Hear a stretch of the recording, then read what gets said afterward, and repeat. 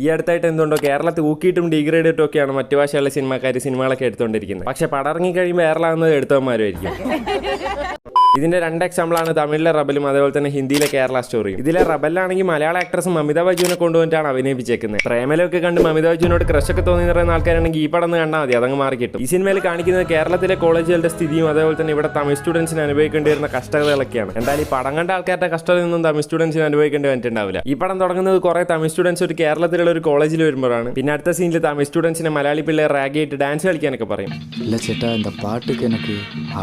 അയ്യോ പാവ, റിയാലിറ്റി ഷോയിൽ ഡാൻസ് കളിക്കാനാണല്ലോ ഇവനോട് പറഞ്ഞത്. പിന്നെ അടുത്ത സീനിൽ തമിഴ് സ്റ്റുഡൻസിന് അച്ഛന്റെ ജോലി പേര് വെച്ചിട്ട് ദംശരടിച്ച് കളിപ്പിക്കും. ഇതൊക്കെ ഏത് പാരലൽ യൂണിവേഴ്സിലെ റാഗിങ് ആണ്. പക്ഷെ നമ്മുടെ നായകൻ ഈ റാഗിങ്ങിനൊക്കെ അങ്ങ് എതിർക്കും. എങ്ങനെയാണെന്നറിയോ? ഷർട്ടിന്റെ ബട്ടൺസ് ഊരിയിട്ട്.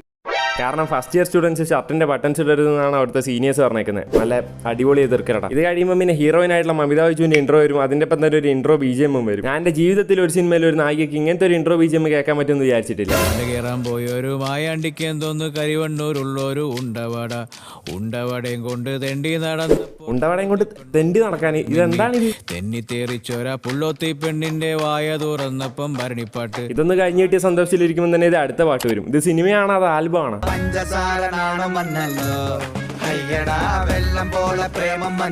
ഇതൊക്കെ എന്ത് ലൈൻസറ? പഞ്ചസാര നാണോ? അതിനി പാടണ്ട, അതിനി ഒന്നുകൂടെ കേൾക്കാൻ വയ്യ. ഇതൊക്കെ കഴിഞ്ഞ് കോളേജിൽ ഓണം സെലിബ്രേഷനോ, അപ്പൊ എല്ലാരും മുണ്ടൊക്കെ എടുത്ത് വരും.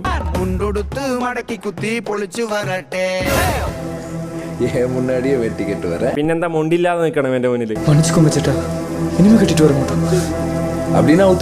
റാഗിങ്ങിനാണ് ഇവൻ ഉദ്ദേശിക്കുന്നത്.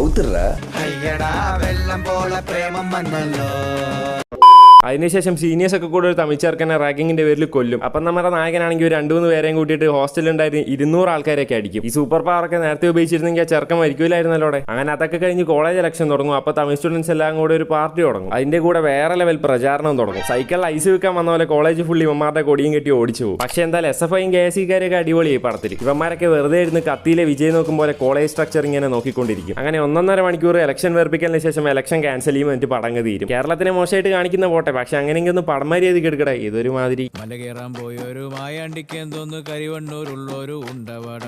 പക്ഷെ കേരളത്തിന് ഇത്രയും മോശമായിട്ട് കാണിക്കുന്ന വേറൊരു സിനിമ ഇല്ലാന്ന് ആലോചിച്ചിരിക്കുമ്പോഴാണ് ഇത് കേരള സ്റ്റോറി കണ്ടത്. This is the biggest piece of dog shit. ഇവന്മാർ ഇപ്പോഴത്തെ കേരളം എന്ന് പറഞ്ഞിട്ട് കാണിച്ചേക്കുന്ന 19 വർഷം മുമ്പത്തെ കേരളം കണ്ട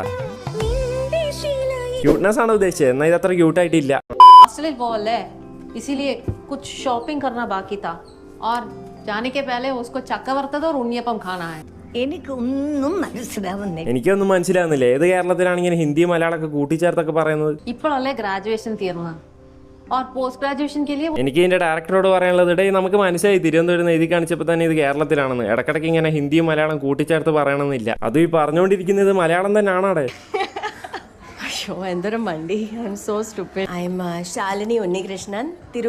ഓ, ഇതൊന്നും എനിക്ക് കേട്ടോണ്ടിരിക്കാൻ വയ്യ. പിന്നെ ഇതൊന്നും പോരായിട്ട് കേരളത്തിലെ ആൾക്കാർ എങ്ങനെ ഫുഡ് കഴിച്ചെന്നൊക്കെ ഇവന്മാർ കാണിക്കുന്നുണ്ട്. കേരളത്തിലെ പ്ലേറ്റ് ഒന്നും റിലീസ് ആയിട്ടില്ലല്ലോ, അതുകൊണ്ട് തന്നെ നമ്മൾ ഡെയിലി വാഴയിലാണ് തിന്നല്. പിന്നെ അതിന്റെയൊക്കെ ഇടയ്ക്ക് യൂട്യൂബിലെ ഗ്രീൻ സ്ക്രീൻ വെച്ച് വീടൊക്കെ കത്തിക്കുന്നുണ്ട്. അതിനൊന്നും പറ്റി പറയാതിരിക്കുന്ന വേദം. എന്തായാലും കേരളത്തിനെ പറ്റി കുറെ റിസർച്ച് ഒക്കെ ചെയ്തിട്ടാണ് ഈ പടം ഉണ്ടാക്കിയെന്നാണ് ഇതിന്റെ ഡയറക്ടറൊക്കെ പറയുന്നത്. അതെ 2 വർഷത്തെ റിസർച്ച്. അങ്ങനെ അവസാനം എന്തൊക്കെയോ വരാതെ കാണിച്ചിട്ട് പടങ്ങ് തീരും. അപ്പൊ എനിക്ക് പറയാനുള്ള ഇതേപോലെ പാരലൽ വേൾഡിലെ കേരളം കാണിക്കാതെ മര്യാദയ്ക്ക് സിനിമയിലും എടുക്കട്ടെ.